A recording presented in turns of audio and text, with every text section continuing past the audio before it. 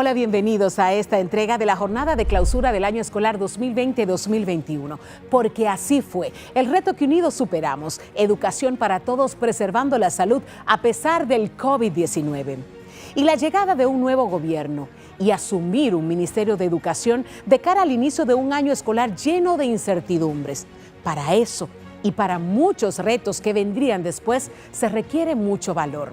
Eso tiene el ministro de Educación, Roberto Fulcar, quien junto a un equipo de trabajo no escatimó esfuerzo para asumir una educación a distancia de calidad y con todo lo necesario para seguir renovando la esperanza de toda la comunidad educativa.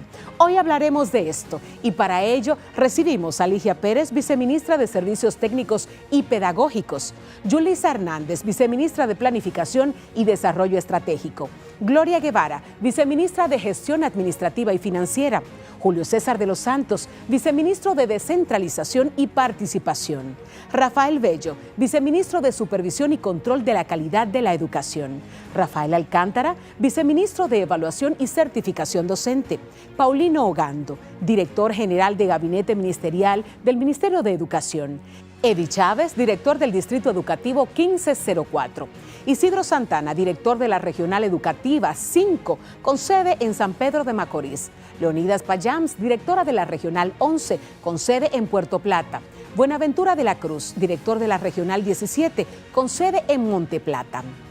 Para moderar este panel recibimos al ministro de Educación, el doctor Roberto Fulcar. Saludos, comunidad educativa, familia, país. Arribamos ahora al panel final de este proceso en el cual hemos estado rindiendo cuentas a la comunidad educativa y al país de lo que ha sido esta hermosa experiencia del año escolar 2020-2021. Hoy vamos a tener un diálogo fluido con el gabinete del Ministerio de Educación para compartir experiencias, lecciones aprendidas, para compartir también los recuerdos, las vicisitudes y también las alegrías de haber podido enfrentar cada situación, cada reto, cada problema, haberle buscado una solución a tiempo y eficaz, y también de haber logrado llegar a este final con un año escolar que podemos resumir como un año complicado, difícil y delicado, pero un año exitoso, lleno de experiencias y de buenas lecciones aprendidas. Saludos, amigos, amigas, compañeros del Gabinete de Educación. Quisiera comenzar con Rafael, el doctor Rafael Bello, viceministro de Supervisión y Control de Calidad de la Educación. Sí, señor. Rafael, esta experiencia que hemos tenido juntos durante este año escolar 2020-2021, ¿te ha tocado andar un poco sonámbulo procurando calidad de la educación en medio un poco de la pandemia del COVID-19? Nosotros habíamos pensado en un plan educativo, pero nunca lo pensamos para COVID y nos tocó con la pandemia. ¿Cómo resumes tu experiencia de trabajar este año escolar junto a tu equipo de supervisión y control de calidad de la educación en medio del COVID-19? Fue, indiscutiblemente, como usted dice, señor ministro, un año complejo con temas de salud, temas educativos, temas de insertar la virtualidad y temas de grabar las clases y llegar. De hecho, mirando el escenario donde se filmó toda esa evidencia pedagógica, es increíble cómo pudimos armar este set que ahora concluimos este año. Pero fue todo un año de buscar creatividad, de pensar cuáles serían los instrumentos mejores para poder llegar a seguir la educación continuadamente y realmente fue un año, desde el punto de vista de la educación, maravilloso. Fue un año excelente, a pesar de toda la pandemia y toda la situación que sucedía, pero fue un año donde vimos las experiencias, vimos los mejores docentes. La verdad que las clases fueron tomadas no solamente por los alumnos, sino por los abuelos, por los tíos. Uno tiene constancia de eso. Realmente fue un año de educación e inmersión. Te decía siempre en nuestras preocupaciones, Rafael, porque Rafael también es médico Rafael trabaja ampliamente los temas de la neurociencia, además de su condición de educador, de pedagogo, de gerente educativo. Es un psicólogo destacado, es un investigador científico de los principales de la República Dominicana. Y en esa condición siempre te preguntaba, Rafael, tengo dos manos, la educación y la preservación de la salud. Tengo que garantizar educación para el pueblo dominicano, para nuestros estudiantes, y tenemos que preservar a la vez la salud. Y eso parecía ante la comunidad nacional como una contradicción. Explícales los diálogos que tuvimos sobre ese particular. Fueron muchos diálogos, fueron muchas noches, fueron muchos días, buscando el equilibrio, el balance entre la educación en tiempo de pandemia, una gran pandemia en todo el mundo, pero fuimos valientes, porque usted decidió dar clases. Hay países que cerraron las clases hasta nuevo aviso. Nosotros asumimos esa valentía con la que usted se dirigió a la comunidad educativa y dijo, vamos a utilizar la virtualidad como una herramienta moderna, como una herramienta que le da a los estilos de aprendizaje mayor valía, mayor aprendizajes significativos. Correcto. Y así fue. Julio César, cuando dijimos, bueno, esto tenemos que hacerlo con los actores del sistema. Y aquí juega un rol fundamental el papel de la descentralización, de los actores locales, de los regionales, de los distritales, de los centros educativos. Y te dijimos, vamos a descentralizar. Recuerdo que un día preguntaste en una reunión del gabinete, pero ¿qué es lo que vamos a descentralizar si todo está cerrado? Hoy, después de todos esos meses, ¿qué lección aprendida tienes de este proceso y la descentralización? Señor ministro, indiscutiblemente fue un gran reto y gracias a Dios que hoy llegamos a un feliz final. Nosotros en ese instante eran muchas las dudas que nos acogíamos, pero realmente estamos seguros que con el trabajo en equipo, con el trabajo de ese formidable equipo que tenemos en las regionales y en los distritos educativos, lo mismo que en los centros, íbamos a salir airosos. Y así ha sido, señor ministro. Realmente me siento muy satisfecho con lo que hemos logrado. Lo mismo que debemos cada uno de nosotros sentir satisfecho de la labor realizada, porque realmente fue muy duro, pero fue un trabajo en equipo. Y de eso usted, señor ministro, debe estar muy orgulloso. Y también del respaldo que nos dio la sociedad, esas comunidades, esas asociaciones de padres, esas juntas de centros, las juntas de las regionales y de los distritos, y toda esa comunidad organizada, señor ministro, nos dieron el triunfo. ¿Tú sentiste realmente, como viceministro de Descentralización, sentiste realmente la integración de las sociedades de padres y amigos de la escuela, de los directores de los centros educativos, de los funcionarios locales? ¿Sentiste que abrazaron el año escolar? Sí, señor ministro. En las condiciones que nos ha tocado dirigir la educación dominicana, con la presencia de COVID-19 y el trabajo que se hizo en equipo a través de la participación de los padres y madres y amigos de la escuela, donde se organizaban talleres virtuales, porque todo tenía que ser a nivel virtual, a través de Zoom, en las noches. Nosotros, pues a través del equipo de participación comunitaria, que es también un formidable equipo dirigido por el señor Miguel Ramírez, tuvimos también los logros. Y se organizaron las asociaciones de padres en torno a la educación de sus hijos. Y un papel fundamental jugó el cuadernillo para padres, porque era la guía que realmente marcaba. ¿Tú te refieres que además del cuadernillo normal teníamos un cuadernillo especial, sí, señor ministro, para los padres y madres? Sí, señor ministro. Se elaboró un cuadernillo especial para padres y madres en tiempo de pandemia, para darle seguimiento a la educación de sus hijos. Y eso fue fundamental al alcanzar los logros que hoy exhibimos, señor ministro. Sí, porque el tema es que en esta coyuntura tan especial, en este proceso tan complejo que vivimos en el contexto del COVID-19, la familia se convirtió también en coeducadores. Rafael, en todo este proceso, Rafael Alcántara es el viceministro de Acreditación Docente. En todo este proceso se ha encabezado dos actividades, dos proyectos fundamentales para la gestión educativa y para la paz laboral. Uno fue el proceso de negociación del acuerdo con la Asociación Dominicana de Profesores y el otro fue el proceso que hoy está en marcha del concurso nacional de oposición docente. ¿Cuál es tu experiencia con las conversaciones con la ADP y haber logrado un compromiso que incluso se firma en presencia del presidente Luis Abinader? Naturalmente, un gran reto cuando el Ministerio de Educación históricamente se ha peleado con la Asociación Dominicana de Profesores ADP por instrucciones del señor Ministro de Educación y del propio Presidente de la República, Luis Abinader. Se trazó las pautas para que haya un conversatorio franco y abierto con la Asociación Dominicana de Profesores ADP y llegamos después de decenas de reuniones, cuando a veces hacíamos una reunión y durábamos 5 horas por una palabra. 5 horas por una palabra, señor ministro, porque ellos entendían que debía decirse Diego donde decía dado, sencillamente.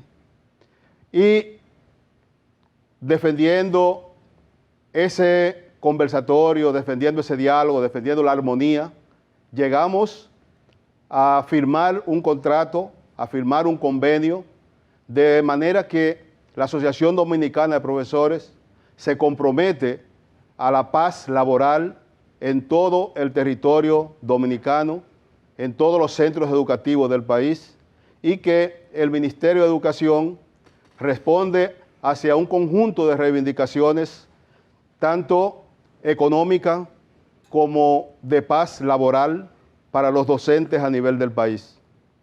Sí, algo muy importante es comprender que la persona tiene intereses. Todo lo que vive tiene un interés.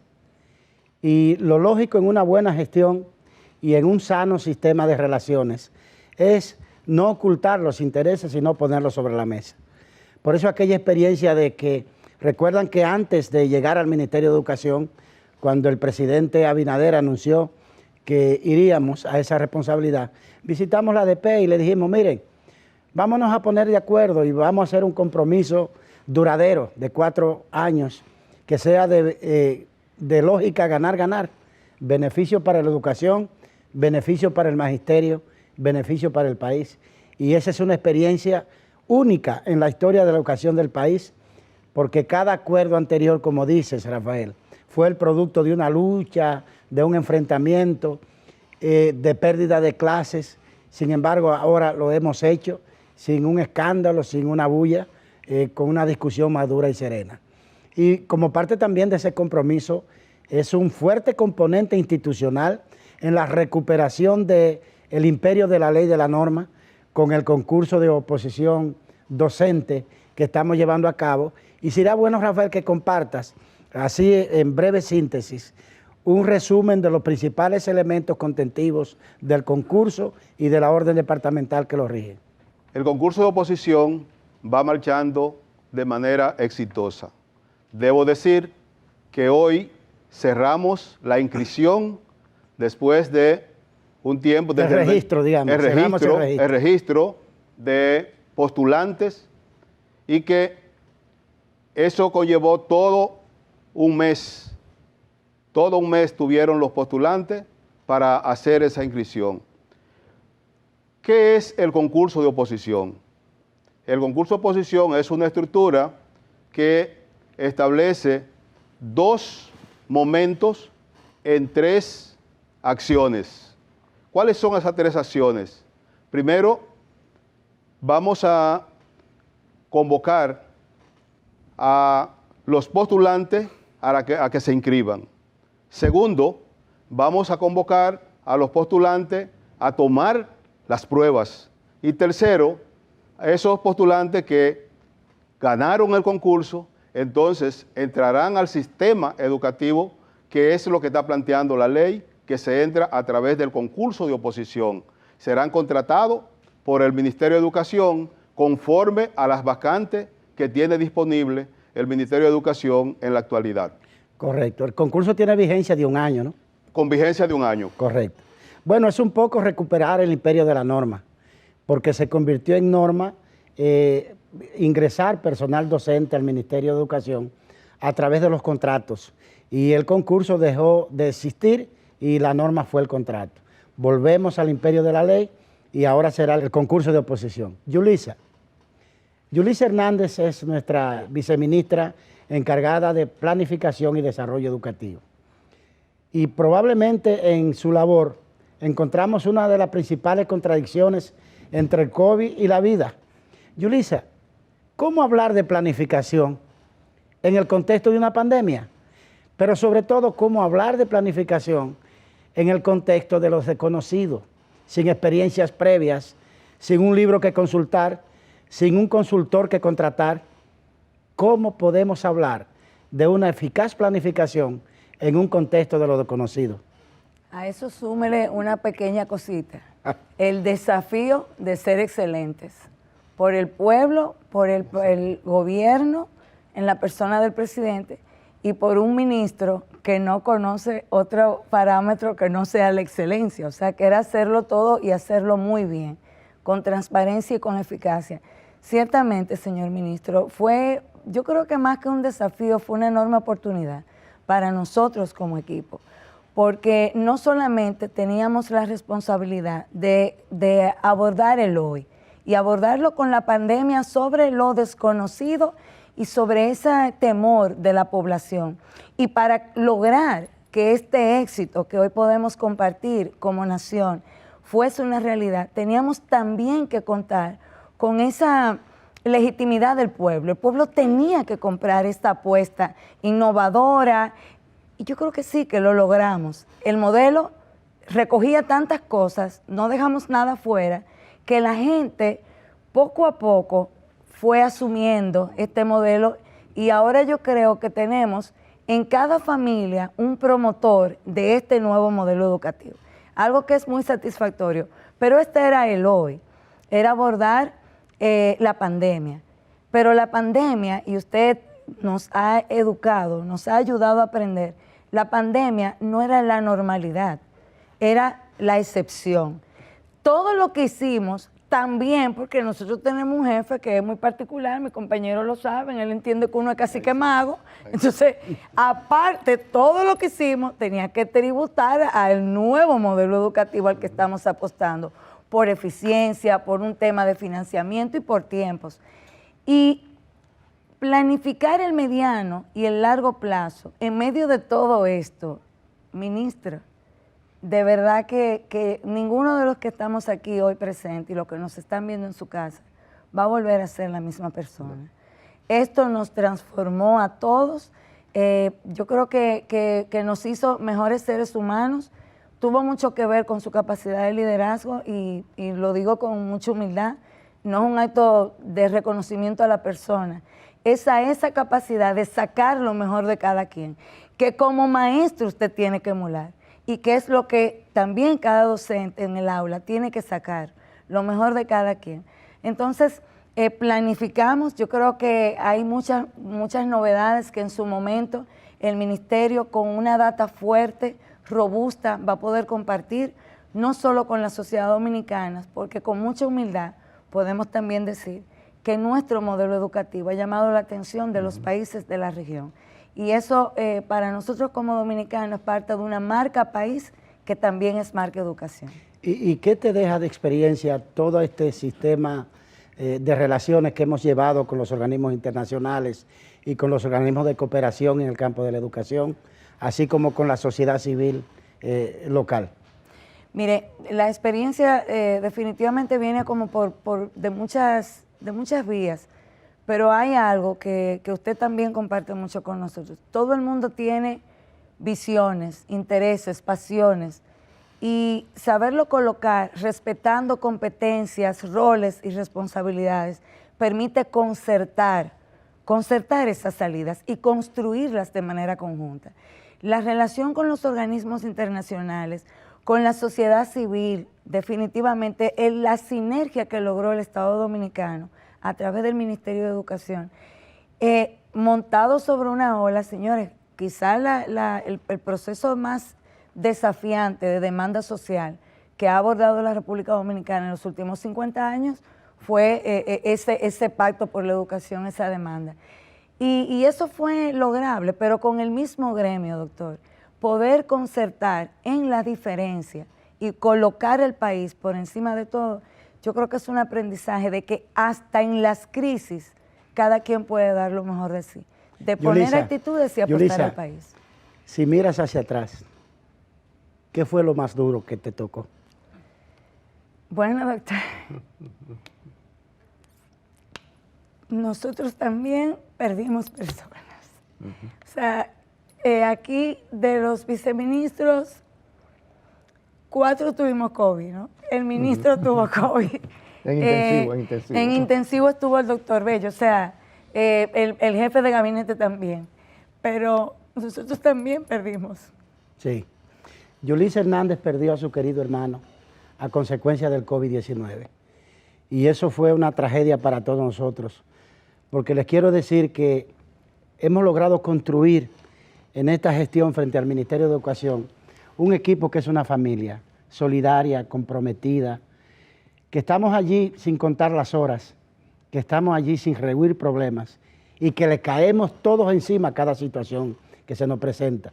Y uno de esos momentos duros fue cuando perdimos al querido hermano de Yulisa Hernández y cuando perdimos a la madre, señores, a la madre del alma de nuestro equipo, la que nos gobierna a todos, Jocelyn Moreta, que es una persona de quien no tengo sino un profundo agradecimiento, una excelente directora de nuestro despacho, que es un poco como el cordón umbilical entre todos nosotros. Perdimos también la madre de Jocelyn Moreta.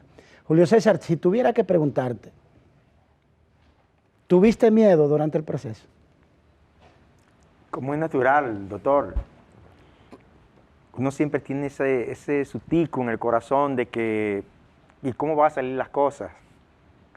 Pues realmente que sí, tuve un poco de miedo. Pero ¿Cuál fue el momento más difícil para ti? Fue cuando usted me encomendó, tienes que distribuir los cuadernillos y me dio un plazo. Tenemos, Como siempre. sí, no, es para mañana. Entonces, ¿cómo voy a hacer? Bueno, pues realmente... Y te dije la palabra clave. Sí. Cuando te falte tiempo, ¿la medicina es cuál? La simultaneidad. La simultaneidad. Y todos los procesos pudimos hacerlo simultáneamente y nos salió a la perfección. Sin una sabia orientación, sin su sabia orientación, realmente no hubiese. Tú sabes que en el momento, en un momento de mucha incertidumbre, todavía el mundo no conocía tanto como hoy acerca del COVID-19. Y entonces en las reuniones, Rafael Bello, por su condición de médico, llevaba la curva y la estadística de la pandemia. Y él nos contaba y decía, bueno, mire, aquí hay 11 personas. De esas 11 personas, hoy hay 3 muertos. Y nosotros nos mirábamos como si nos preguntásemos, pero ¿cuáles son los muertos? La verdad que fue una experiencia dura y difícil.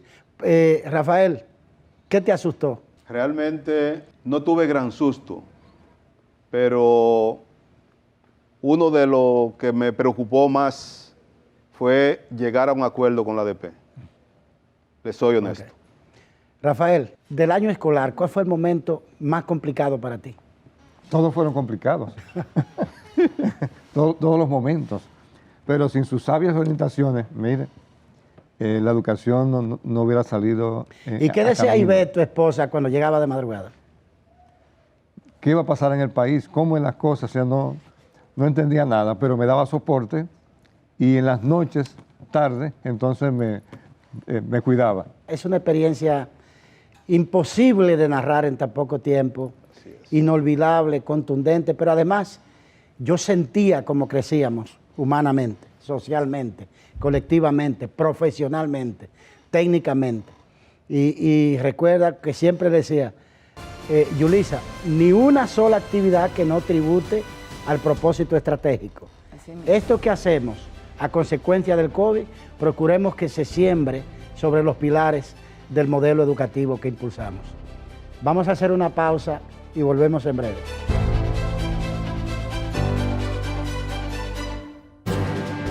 Subió el nivel de positividad del coronavirus, por lo que el gobierno se vio precisado a reforzar las restricciones. Bueno, lo del COVID no es cosa chiquita, ¿no?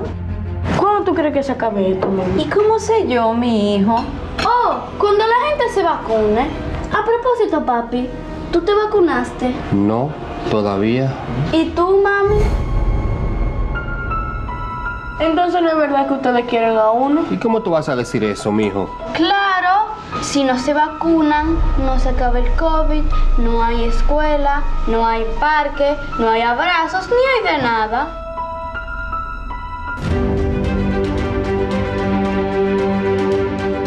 Nos vacunamos por mi familia y por nosotros mismos. Vacunarse es un acto de amor.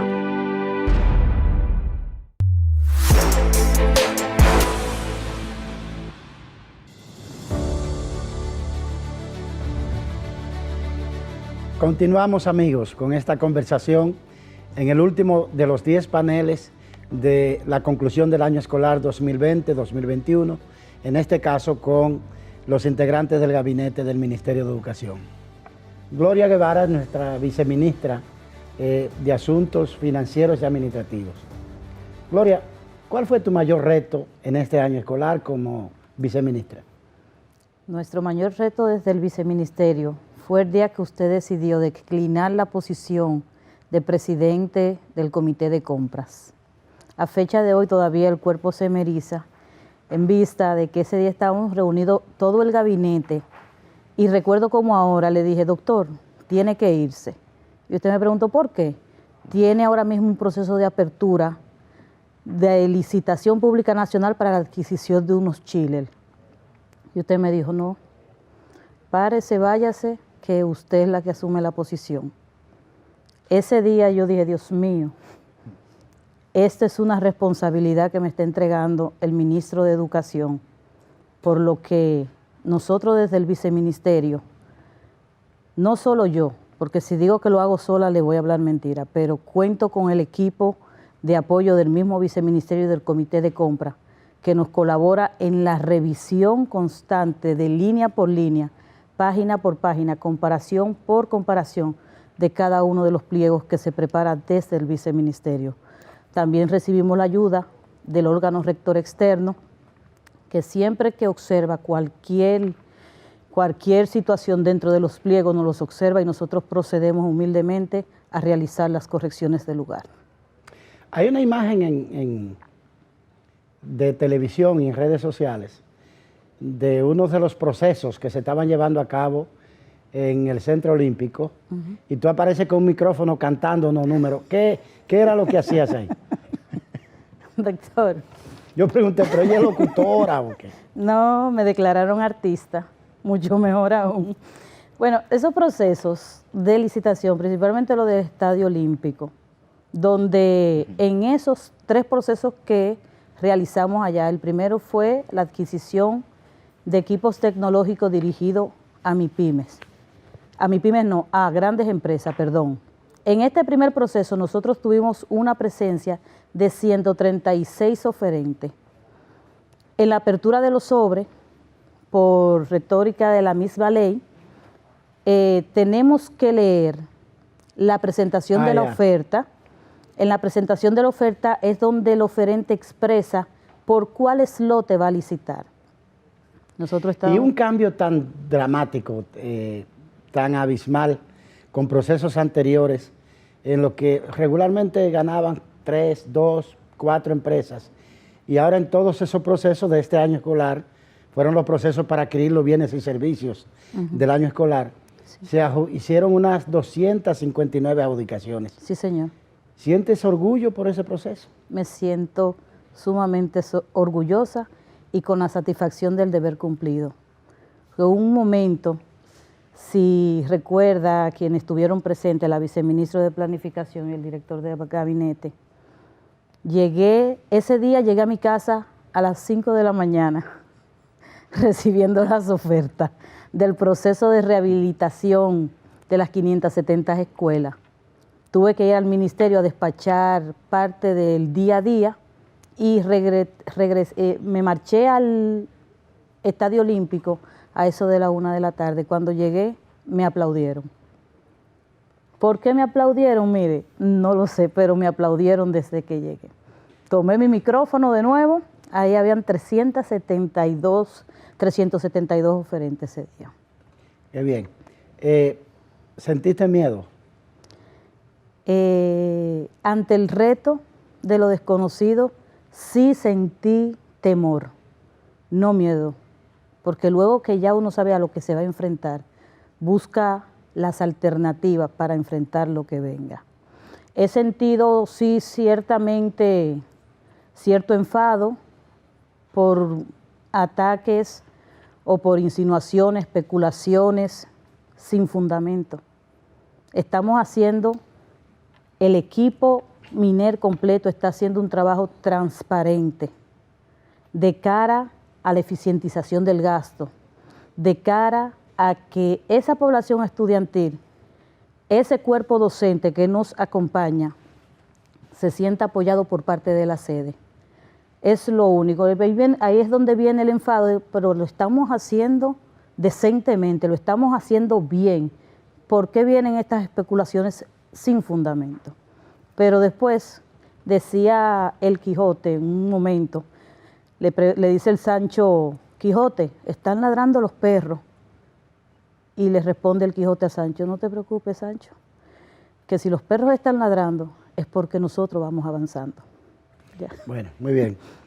Mira, quise incluir en este diálogo con el gabinete a algunos actores de otros niveles del Ministerio de Educación, y en este caso nos acompaña Isidro Santana, es un destacado educador de la provincia de San Pedro y es el director regional de educación. Y quisimos que con él y con otros directores regionales y distritales compartir también su experiencia, su vivencia.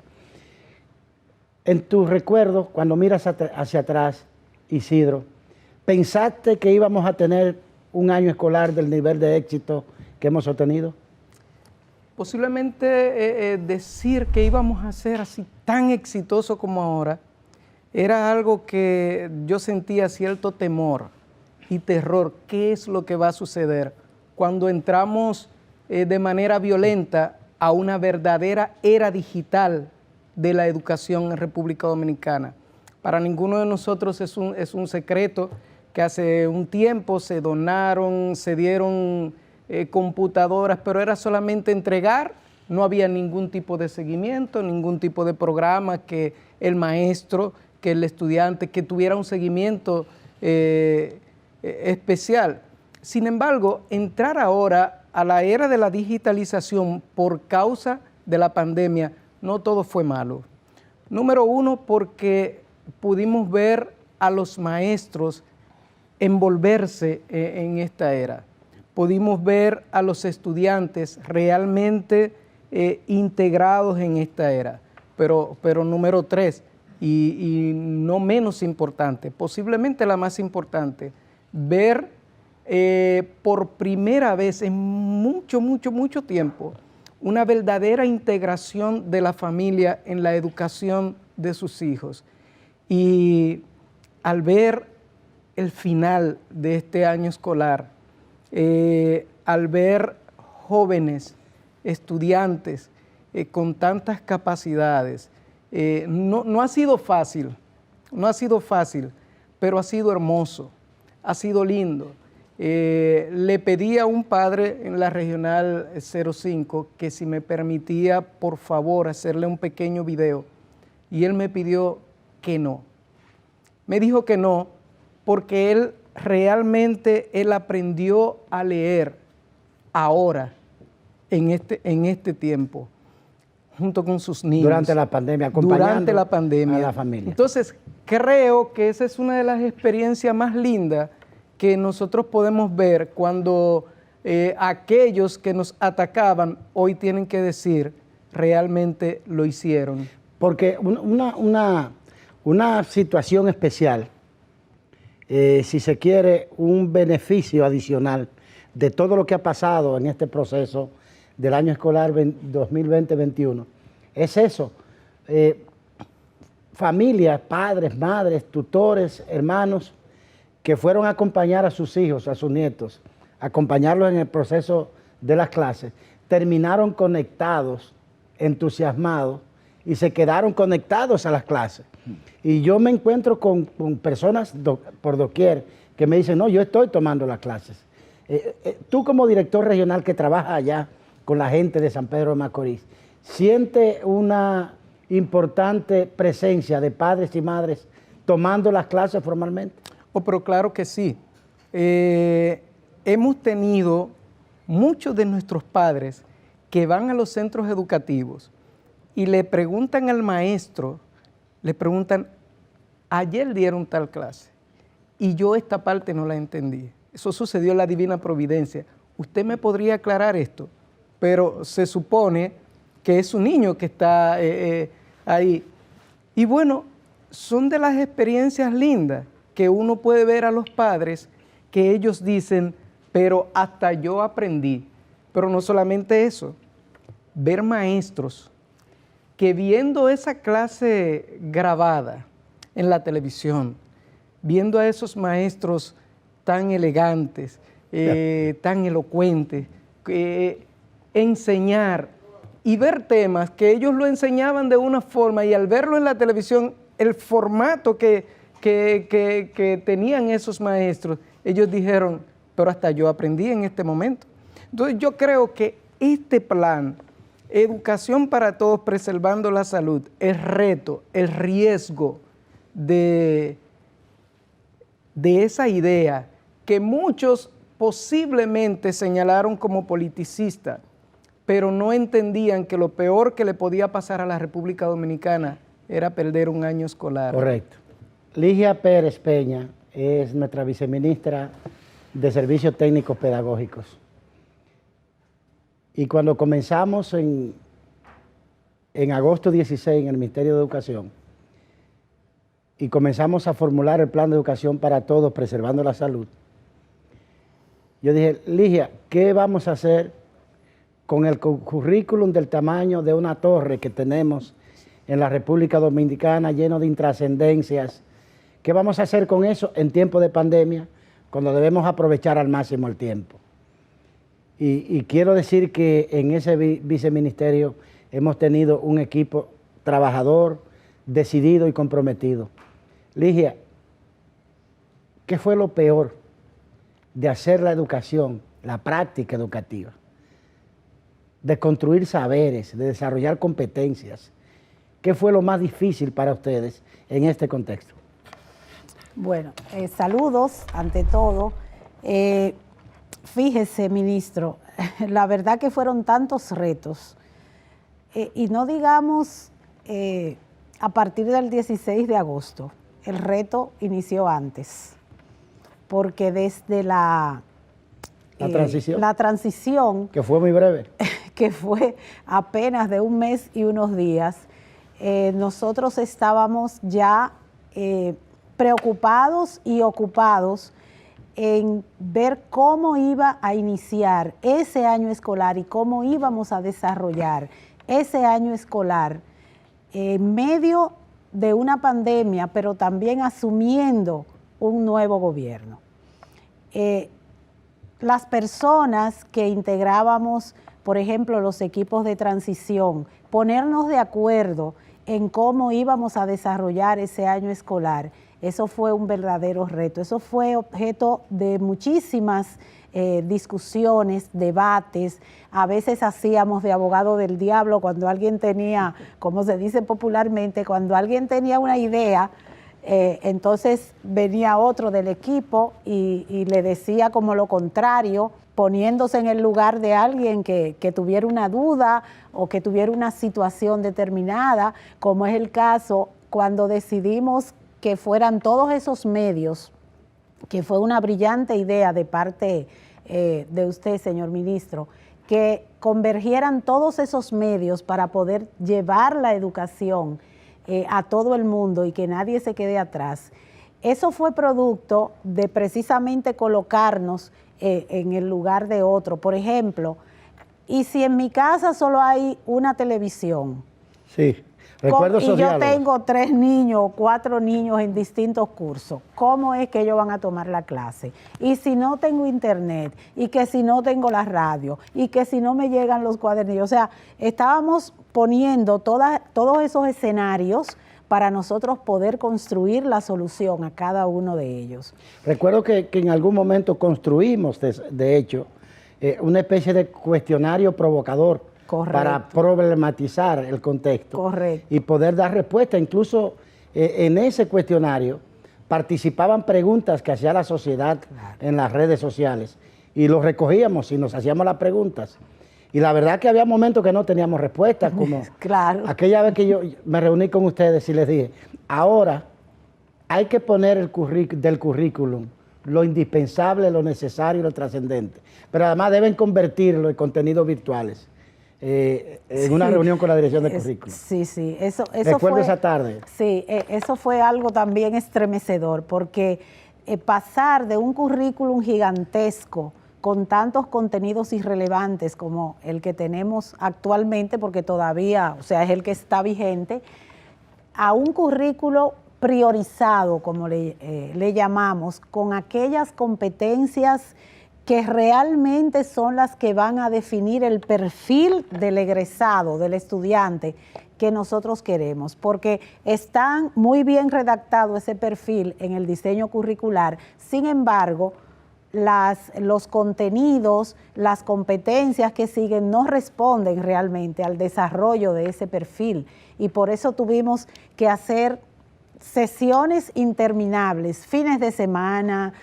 Para nosotros no hubo fines de semana, día feriado, Navidad, nada. Era permanentemente pensando y se nos presentaba una situación e inmediatamente teníamos que buscar la solución de esa situación. O sea, realmente ha sido una experiencia demasiado aleccionadora. Hemos aprendido muchísimo. Yo creo que aprendimos más en este año que todo lo que llevamos en este ámbito de la educación, porque son muchas aristas. Sí, tú sabes que la gente aprecia más las cosas mientras más sentido usa para apreciarlas. Es decir, la gente aprecia más la televisión porque es más dinámica, es más divertida. Claro.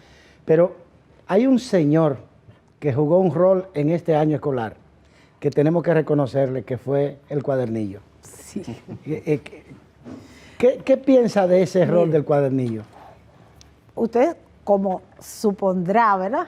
Eso fue otro batallar, porque primero teníamos que priorizar el currículo para saber cómo íbamos a construir ese cuadernillo, bajo el enfoque de competencia realmente. Déjeme decirle que los libros que habían hasta el momento no respondían a ese diseño curricular. Entonces era como partir de cero, porque si hubiésemos tenido textos que realmente respondieran al enfoque de competencias, hubiese sido más fácil, pero tuvimos que construir desde cero esos cuadernillos, y eso fue un trabajo de todos los equipos, los directores de los niveles, la dirección de currículo, los subsistemas especial, porque también teníamos que pensar en la inclusión, teníamos que pensar en esos estudiantes que tienen algún tipo de discapacidad, cómo le íbamos a llevar la educación a ellos también. Eso fue otro gran reto. Ministro, mire, un programa de un día completo no basta para nosotros narrar punto por punto cómo llegamos a este éxito que hoy estamos cosechando. Son muchas las anécdotas que hay que contar, son muchas las horas invertidas. Como el canal de padres, por ejemplo, el invento del canal de padres. Óigame, eso fue producto de aquella, ¿verdad?, de ponerse como en lugar del otro. Sí. Esos padres iletrados cómo van a orientar a sus hijos, porque los cuadernillos son una guía al mismo tiempo para padres, son para los estudiantes, pero están dirigidos a que los padres lo lean y el cuadernillo le dice cómo ellos van a llevar cómo ellos van a orientar a sus hijos para que hagan esas actividades que están planteadas en el cuadernillo. Cuando te ibas a tu casa, Ligia, de noche, porque quiero dejar constancia aquí, de que toda la noche como a las 11 yo despechaba el personal y lo dejaba libre para que descansaran. El resto de la noche libre, sí. No puedes negarme eso, ¿verdad? No, claro. Se pueden tomar el resto de la noche libre. Correcto. 12 de la noche. Cuando te ibas a la casa, ibas en la calle a la casa, ¿qué pensaba de todo eso? Bueno, yo a veces decía, papá Dios, pero ¿qué fue lo que yo te hice? Porque, ¿qué fue? Así no es. Porque es que de verdad, pero mire, más que eso, es la satisfacción cada día que uno lograba buscarle salida a una situación. Eso ya hacía olvidar todo lo demás. Y nosotros teníamos retos y situaciones todos los días. Y todos los días construíamos la solución de esa situación. Entonces, aunque uno se pasara el día trabajando cansado, uno se iba a la casa ya a seguir trabajando, porque también todavía los mensajes que no pude leer y todo eso, ¿verdad?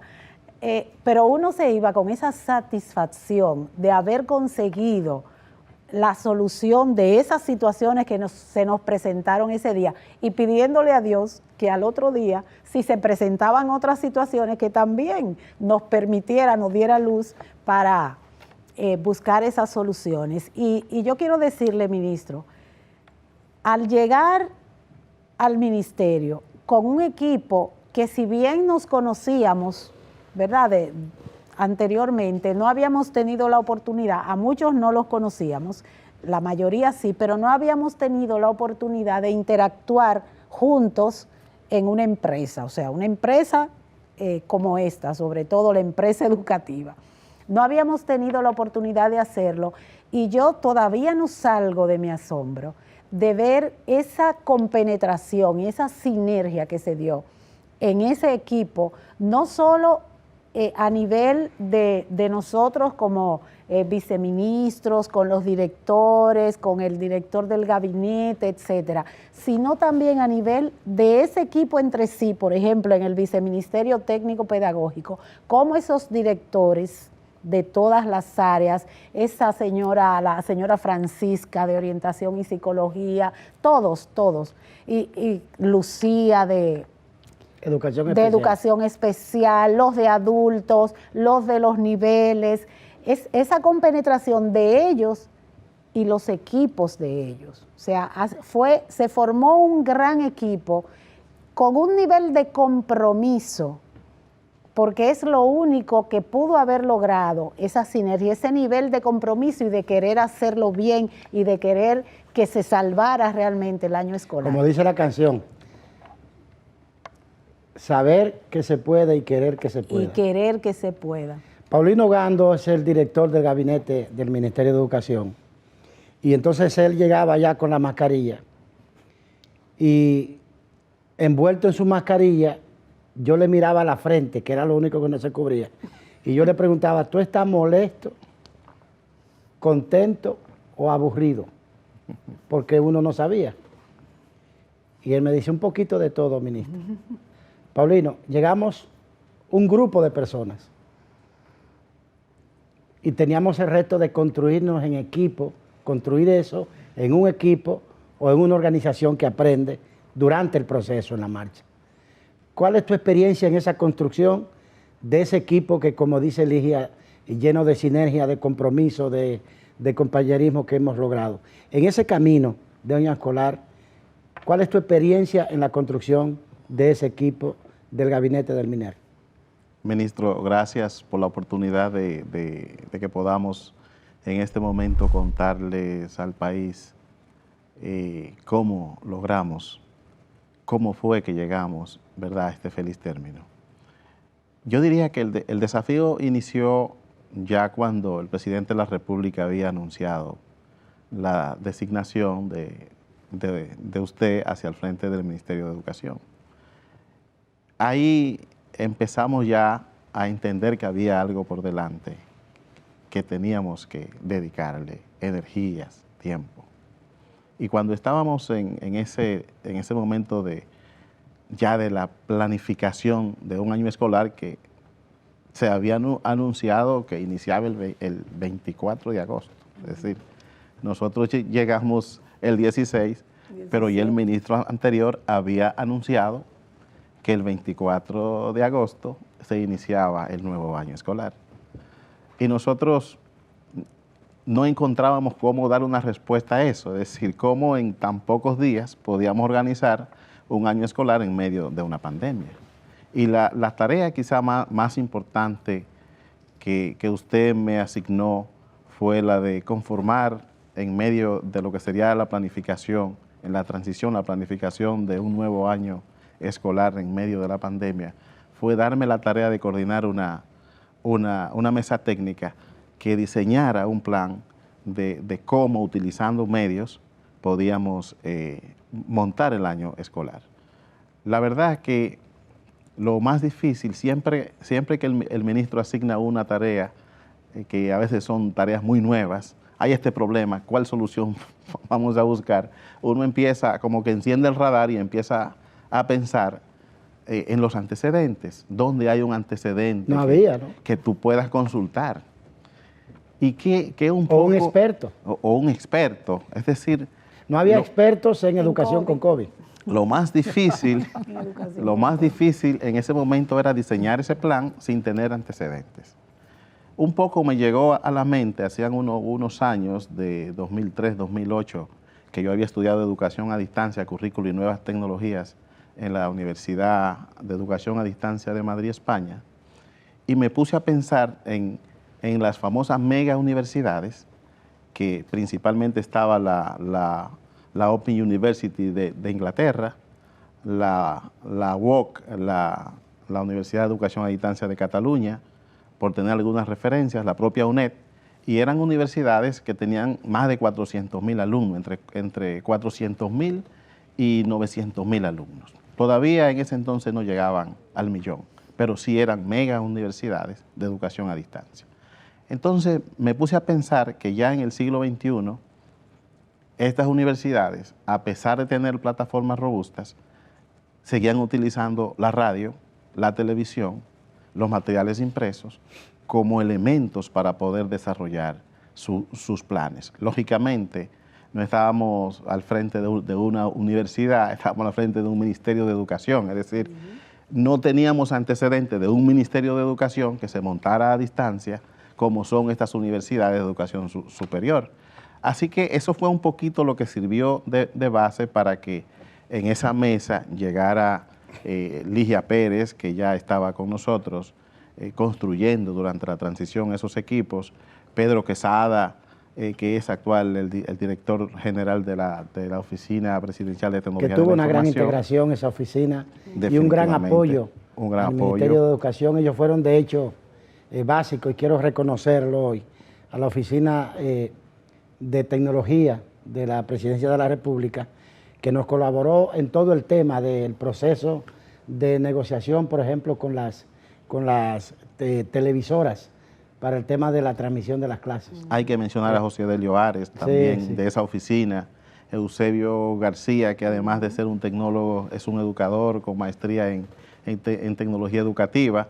Entonces, así llegamos a pensar que lo mejor era montar un sistema educativo en línea, pero cuando nos encontramos con la realidad, primero, de que no había conectividad. En segundo lugar... Comenzamos el año escolar al revés. En lugar de los profesores comenzar a dar clases, comenzamos a darle clases a los profesores sobre el manejo de la tecnología y sobre modalidad de educación a distancia. Definitivamente. Entonces, ahí eso fue otro invento. Entendimos que era imposible montar incluso llegamos a evaluar plataformas, varias plataformas. Ligia estuvo ahí en muchos de esos momentos, varias plataformas de educación en línea, pero cuando hacemos el inventario, que ni los estudiantes ni los profesores están dotados de dispositivos para poder estudiar en línea, entonces dijimos, esta no puede ser la salida. Y ahí fue donde entonces vino esa idea en una de las reuniones donde estuvo el doctor Bello, el doctor Rojo, Miguel Rojo, nos acompañó ahí y vimos que el camino era la combinación de varios medios. Tomada esa decisión, entonces empezamos a trabajar sobre esa... ¿Cuál fue nuestro principal peligro de gestión durante este año escolar, Paulino? ¿Cuáles fueron las circunstancias y las condiciones que pudieron llevarnos a fracasar en este intento de garantizar la continuidad de la educación en el tiempo de la pandemia? Para mí y para el equipo técnico que estuvimos trabajando en principio, el temor era que la población no acogiera esa modalidad. Ese era el principal temor. De ahí fue que surgió esa encuesta a los padres para que ellos opinaran si preferían un año presencial, si lo preferían semipresencial. Y para medir su disposición de contribuir. Exactamente, eso nos dio una luz, de por dónde teníamos que ir, todas las consultas que se organizaron con la sociedad civil, con los organismos internacionales, todo eso nos dio luz para decir, este es el camino. Y entonces el miedo se fue despejando y en el transcurso del desarrollo ¿Cuándo del viste año, que las cosas estaban más o menos claras? esa encuesta fue uno de los puntos que más me tranquilizó. Después, posteriormente, esa corriente que se armó ya con UNICEF, con el PNUD, aquí con Educa y todas, Inicia y todos estos organismos, que también vieron esa posibilidad viable.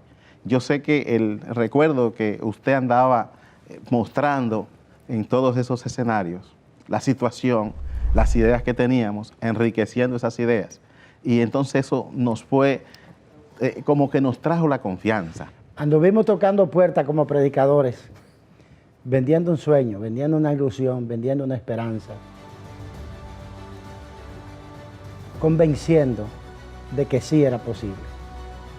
Y fue posible. Vamos a volver en breve con este conversatorio.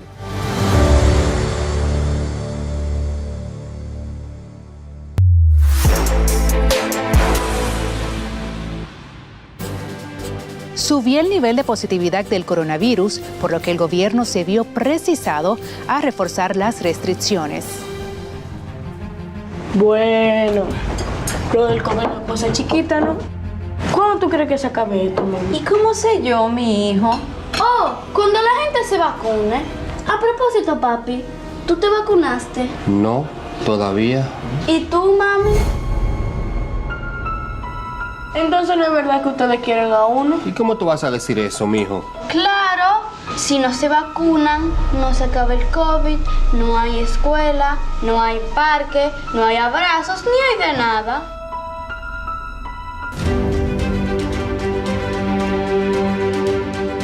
Nos vacunamos por mi familia y por nosotros mismos. Vacunarse es un acto de amor.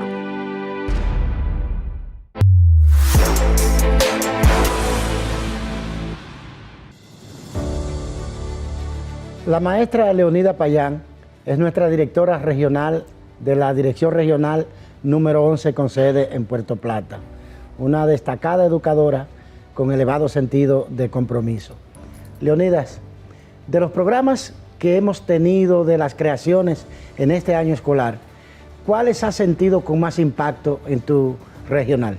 Para poder contar esta experiencia de lo que ha sido el año escolar, como dice, así fue, obviamente hay que destacar, yo no lo puedo dejar pasar por alto. Yo le felicito a usted, señor ministro, y a todo su gabinete, porque por primera vez en este país y otros países se ha creado en medio de una pandemia lo que es un plan llamado Plan Educación para Todos, preservando la salud.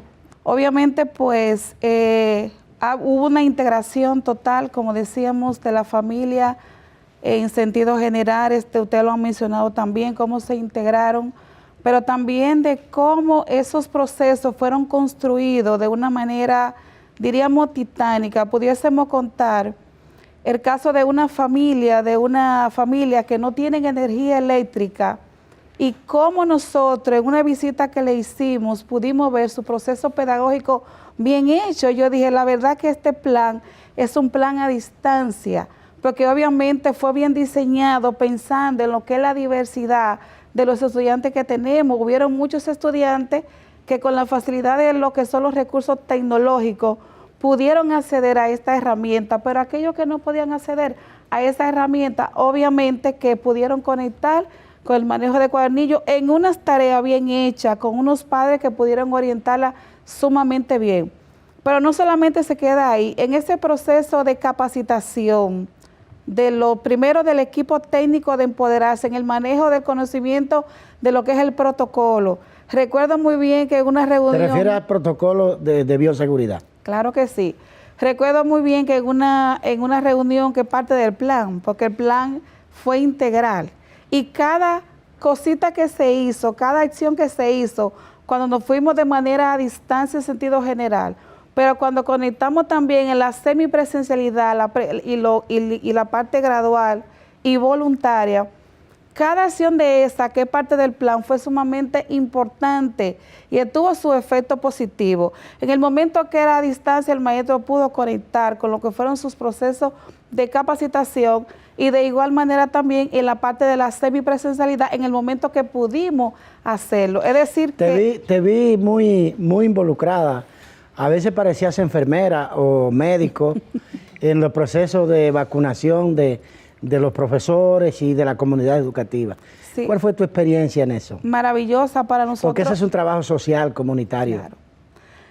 Obviamente para nosotros fue muy emocionante poderlos hacer, poder acompañar a las familias, a la comunidad, a las autoridades en este proceso. Todavía estamos nosotros inmersos, porque como nosotros vamos para una clase presencial, obviamente en esta fase hemos agilizado el proceso, pero de igual manera en todo ese proceso anterior, para que los docentes estén en las escuelas y que estén vacunados, de igual manera hicimos lo que fue el apoyo de una manera activa para que los docentes se vacunaran, y realmente tenemos escaso, diríamos en un nivel muy disminuido, lo que fue quizá aquello que por algún asunto de un sistema de creencia no temporaron a llamado, pero sí los docentes están vacunados, y esto es parte importante, que obviamente se sensibilizaran y entendieran que esto es un tema de seguridad, de salud, y que ellos son agentes importantes en este proceso para que los chicos, cuando lleguen a las escuelas y la familia también,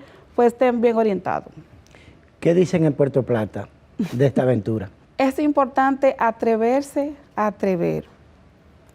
Y decían en Puerto Plata, porque tengo que decir las cosas como son, decían, te aseguro que ese plan va a funcionar. Primero, por dos razones importantes. El ministro Furcal es un ministro de ministros. Tengo que decir la cosa como la dijeron. Pero de igual manera, el ministro no va a inventar con algo que no pueda prosperar.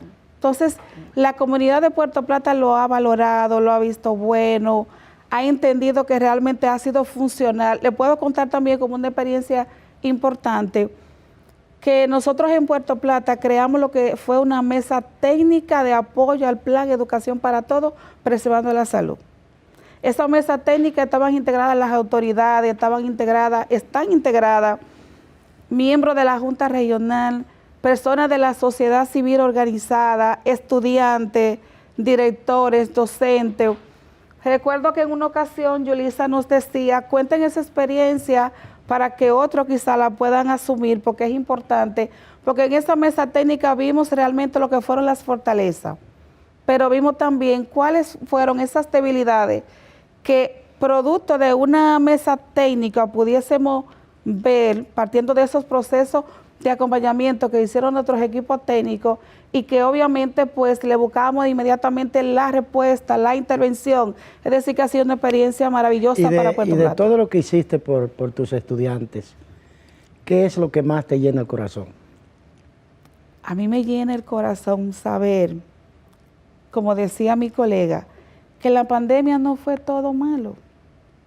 La parte de tener una clase a distancia y tener a unos estudiantes en la casa con su padre, fortaleció, porque así yo lo puedo apreciar como psicóloga, como terapeuta, lo que fueron las relaciones psicoafectivas de las familias. Familia emocionalmente distante. Entonces, una pandemia que te lleva a una cercanía para que las familias sean más funcionales en una sociedad que demanda. Si tenemos chicos saludables, tenemos familias saludables y tenemos una escuela más estable. Cuando comenzamos el proceso de retorno gradual a las aulas, Monteplata fue una de las provincias donde comenzamos. Tenemos a Buenaventura con nosotros, que es nuestro director de la Dirección Regional 17 de Monteplata. Y ahí implementamos varios programas. ¿Cuáles tú crees, Buenaventura, que fueron de los programas de más impacto en tu comunidad educativa? Primeramente agradecer ser parte de su equipo, que es el equipo que ha llevado el cambio a la educación de la República Dominicana. El programa que más ha impactado en la provincia de Monteplata fue el mantenimiento correctivo. Los centros educativos de la provincia de Monteplata estaban abandonados por más de 15 y 20 años. Centros que muchos de ellos tenían más de 5, 6, 7 años sin tener agua potable. Y gracias al mantenimiento correctivo, a ese programa que usted ordenó ejecutar, fue posible intervenir 260 planteles de los 291 planteles que tiene la provincia de Monteplata. Los 31 que no fueron intervenidos era porque tenían contrato con algún ingeniero o habían ido a la licitación.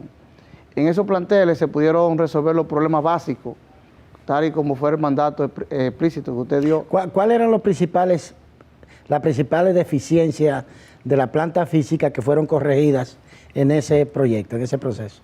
El sistema de agua potable, el sistema de plomería y pintura.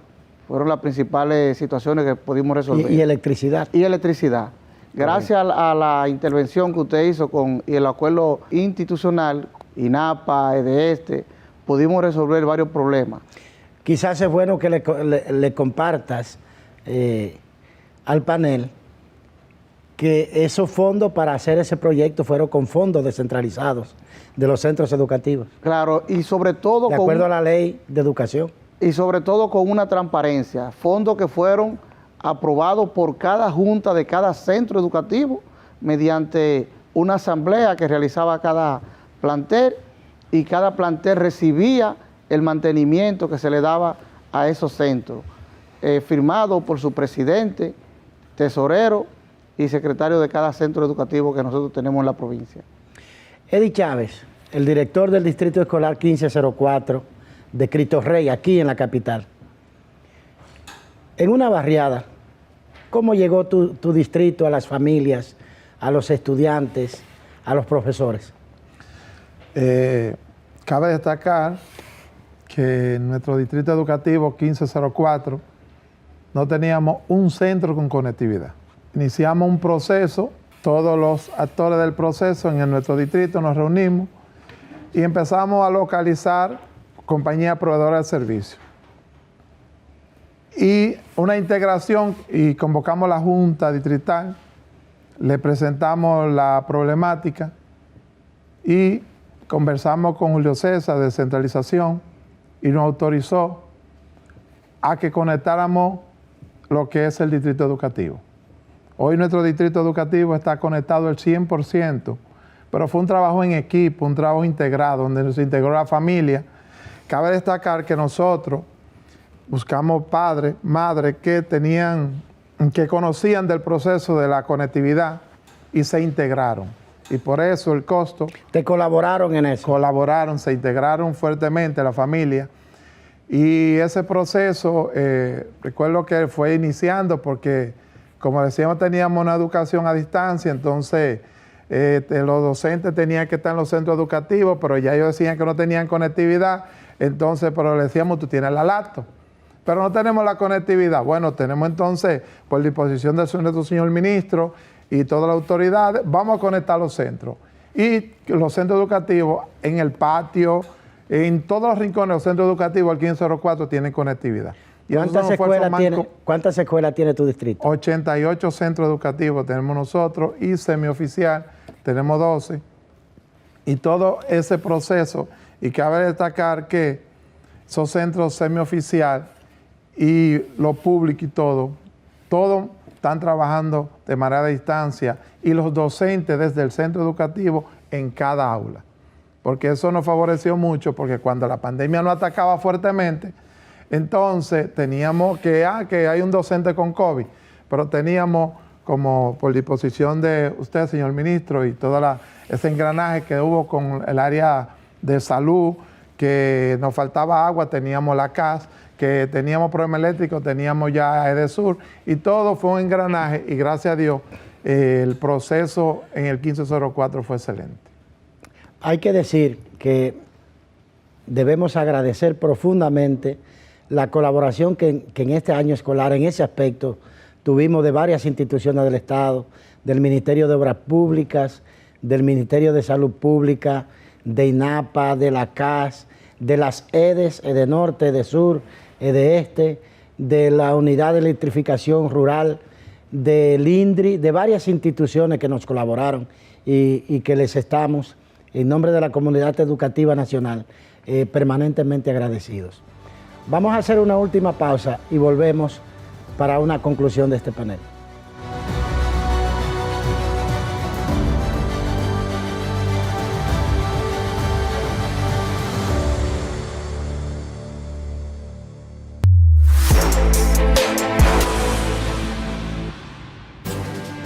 Subió el nivel de positividad del coronavirus, por lo que el gobierno se vio precisado a reforzar las restricciones.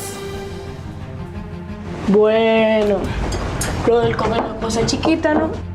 ¿Cuándo tú crees que se acabe esto, mami? ¿Y cómo sé yo, mi hijo? Oh, cuando la gente se vacune. A propósito, papi, ¿tú te vacunaste? No, todavía. ¿Y tú, mami? Entonces no es verdad que ustedes quieren a uno. ¿Y cómo tú vas a decir eso, mijo? Claro, si no se vacunan, no se acaba el COVID, no hay escuela, no hay parque, no hay abrazos, ni hay de nada.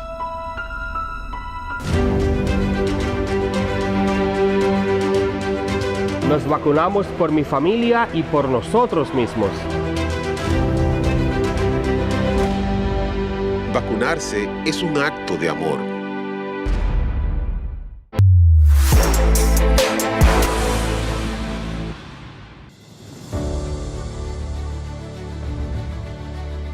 Viceministro Julio César, de tantos hechos ocurridos durante este año escolar que estamos concluyendo, ¿hay alguno que para ti resulte especialmente sobresaliente? ¿Cómo no, señor ministro? Aquel hecho de que se anunciara como un propósito de nuestra gestión que los bachilleres graduados conozcan el himno nacional y se lo aprendan completo.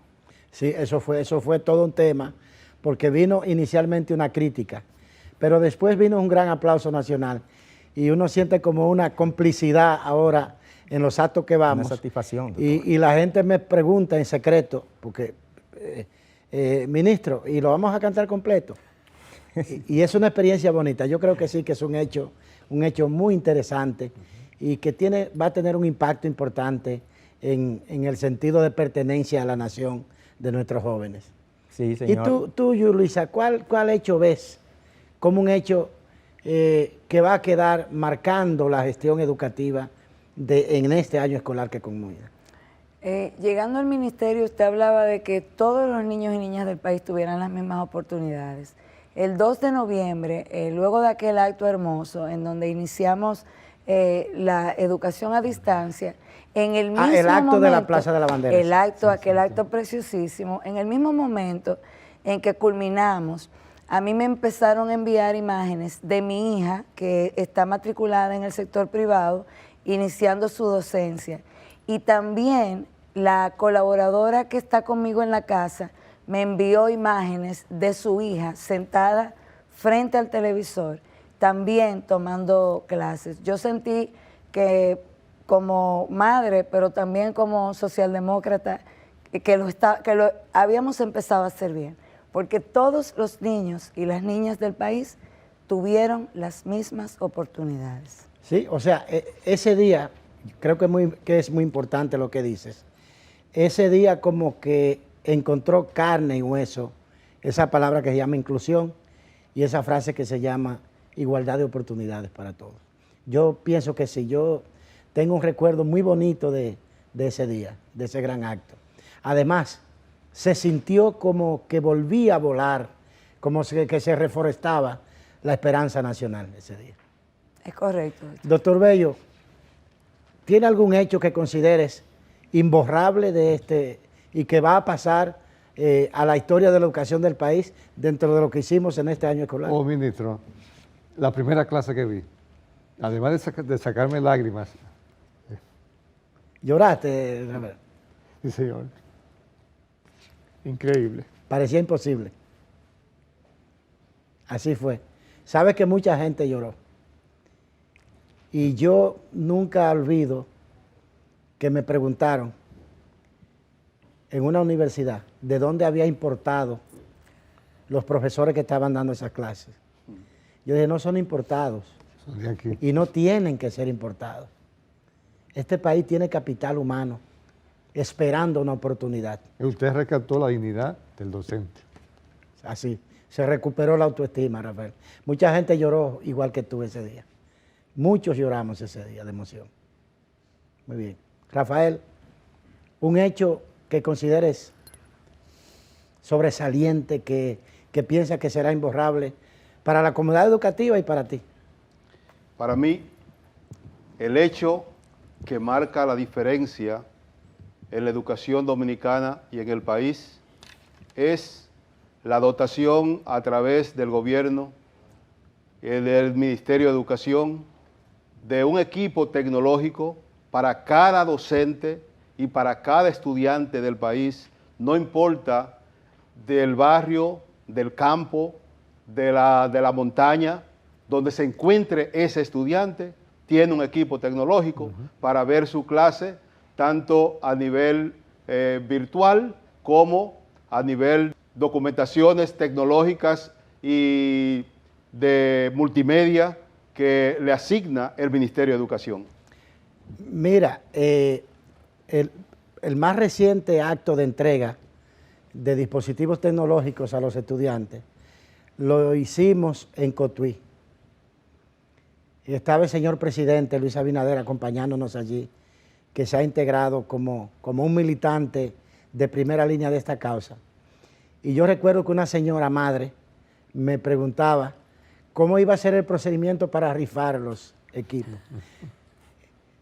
Y eso me llegó tan hondo, tan profundo. Es que no lo creen. Yo le dije, no señora, nosotros no estamos rifando. Cada niño y cada niña, cada estudiante va a tener el suyo.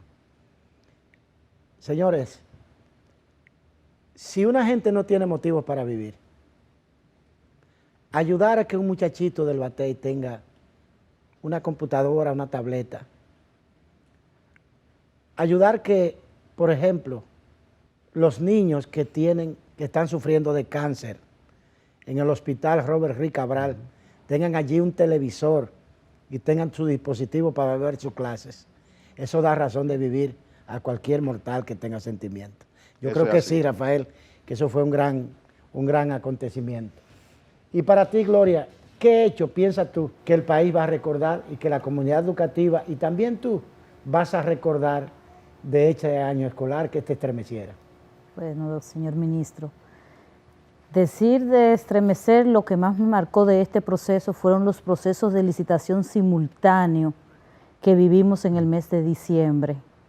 Esto con el propósito de dotar toda la población estudiantil y todo el cuerpo docente de sus materiales, de sus herramientas de educación en medio de esta pandemia y por ende no estancar el aprendizaje preuniversitario.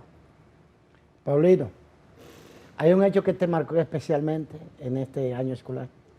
Definitivamente, yo diría que la convergencia de medios, los multimedios, los diferentes vías que se utilizaron, lo cual contribuye a que la educación le llegue a todos, tener una oferta educativa variada, que no sea única. Hay niños que hoy votan por la clase a distancia, hay otros que dicen que combinada.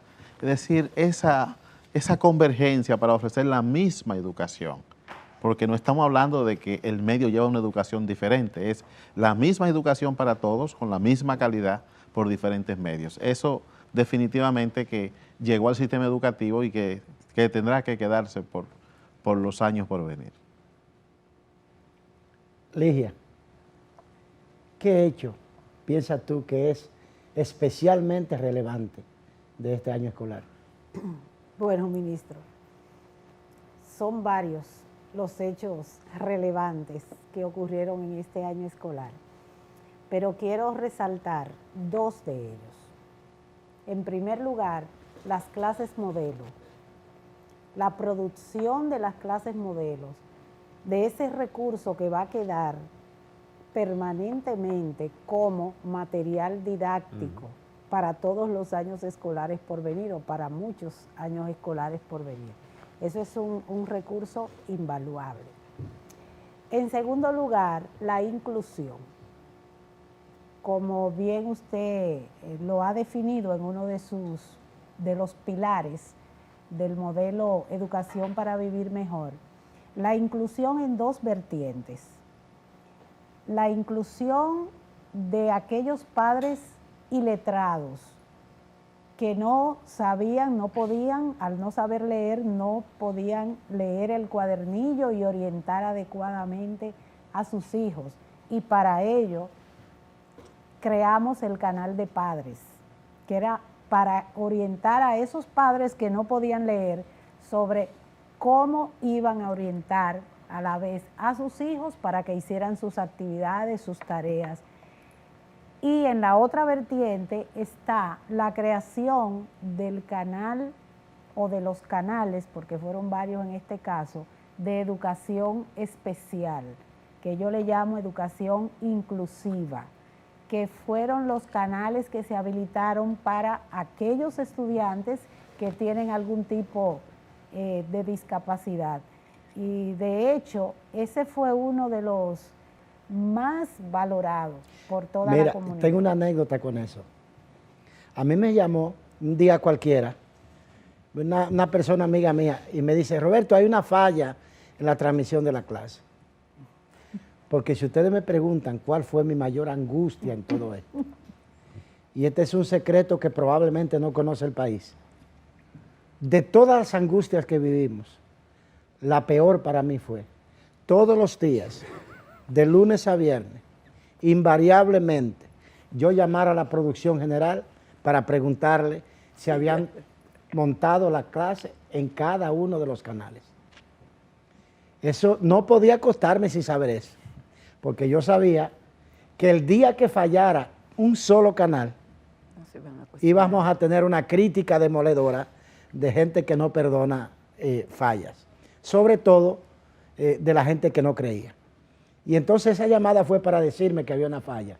Y yo le pregunto: ¿cuál es la falla que está viendo y cuál es el canal? Y corrí a buscar un televisor, lo encendí. Y me dijo: es que no tiene, me canso de subirlo, pero no tiene volumen la clase. Claro.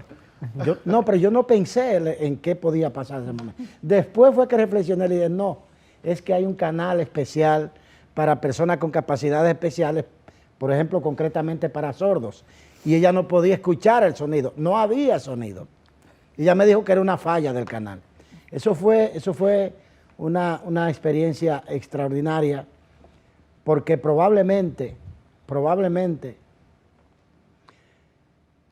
el factor negativo más difícil que yo encontré fue vencer la falta de esperanza y la falta de credibilidad en la posibilidad de verdad lograr educación en medio de la pandemia. Porque había un enfrentamiento, una confrontación importante entre visiones, intereses sobre la clase presencial o la clase virtual o la modalidad a distancia o semipresencial, especialmente en gente que tú le explicabas este plan. Y yo sé de gente que decía: esta gente tan loco, esto del MINER. Ese ministro está loco. Y él lo dice tranquilito, como si fuera verdad que eso fuera posible. Bueno, pues aquí estamos hoy, mis queridos compañeros de gabinete, diciendo que así fue. que así fue el reto que unidos superamos, de lograr educación para todos, preservando la salud a pesar de la pandemia. Y yo quiero dedicar estos segundos, estos minutos, para expresar mi profundo agradecimiento a todos ustedes por su determinación, por su confianza, por creer, por confiar y sobre todo por abandonar tantas cosas. Le pido disculpas a cada una de las familias de ustedes que sacrificaron para ayudar al país a que mantuviera sus procesos educativos, porque dedican tantas horas y tanto amor a la educación de este país, y sobre todo porque lo hacen con ética, con alta moral de trabajo, y lo hacen con transparencia y sentido del servicio público. Yo les aseguro que tengo el total convencimiento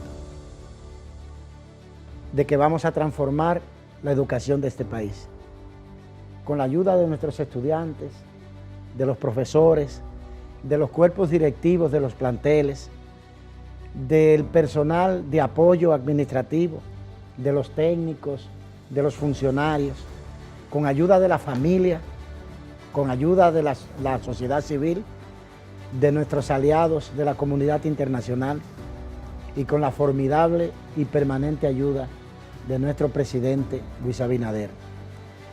Estos son los momentos para decir, hemos llegado hasta aquí con éxito, gracias a Dios, con un éxito para nuestros estudiantes. Probablemente, vamos a esperar las evaluaciones, pero probablemente cuando culminemos la evaluación de este año escolar, mucha gente va a sorprenderse de los resultados, porque hay gente que todavía no entendió cómo fue. Y es imposible que en 10 secciones como las que hemos tenido se lo podamos contar. Esto es para contarlo en muchos libros, en muchos años de comunicación permanente, pero sobre todo esto lo va a narrar la nueva generación de estudiantes que empezó el año pasado y que continúa este año. Quiero aprovechar para decirle a los estudiantes que hemos terminado el año escolar 2020-2021, que corresponde vacaciones ahora en agosto, que lo único que le pedimos hacer es que disfruten sus vacaciones, que lo hagan guardando distanciamiento físico y protegidos, pero que sean muy felices y agradecerle su disciplina, su comportamiento.